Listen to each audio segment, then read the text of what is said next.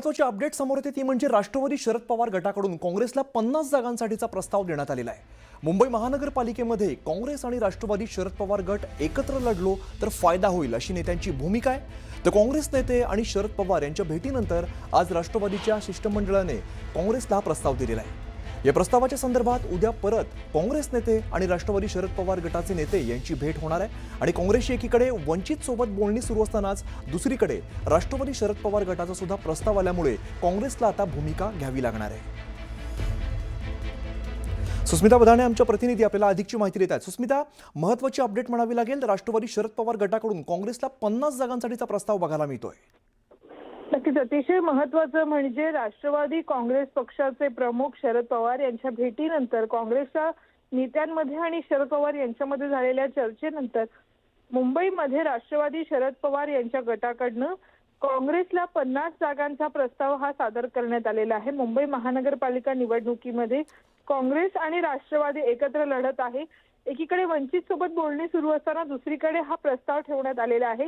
यामध्ये विशेष करून मुंबई उपनगर भागातील जागांचा समावेश आहे। घाटकोपर, मुलुंड, बोरिवली अशा महत्त्वाच्या उपनगरीय भागांचा या 50 जागांमध्ये समावेश आहे। उद्या देखील काँग्रेसच्या प्रमुख नेत्यांसोबत मुंबई काँग्रेससोबत काँग्रेसच्या शिष्टाईसोबत चर्चा केली जाणार आहे आणि यामध्ये राष्ट्रवादीचे सुद्धा काही महत्त्वाचे नेते सहभागी असणार आहेत। अंतिम टप्प्यामध्ये ही चर्चा आलेली आहे।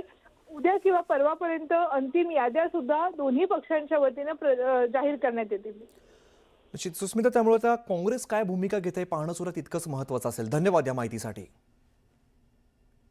पुढची महत्त्वाची बातमी अशी की शिवसेनेच्या नवनिर्वाचित नगराध्यक्षांचा सत्कार दादरमधील सावरकर स्मारकामध्ये सत्कार सोहळा आयोजित करण्यात आलेला होता। यावेळेला एकनाथ शिंदेंनी तुफान डायलॉगबाजी केलेली आहे।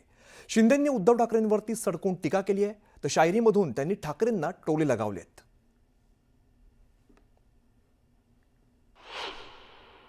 मी विजय मिळवलेला हा अतिशय ऐतिहासिक आहे आणि म्हणून नकली सब घर पे बैठे हैं, असली मेरे सामने बैठे हैं आणि म्हणून सच्चा जीता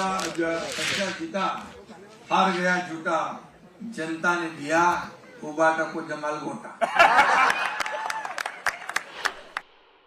होते काय ते रहमान का चक्र है।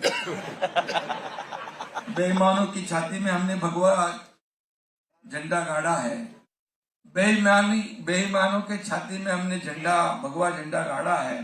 रहमान डकैत ये याद रखना, या धुरंधर खड़ा है।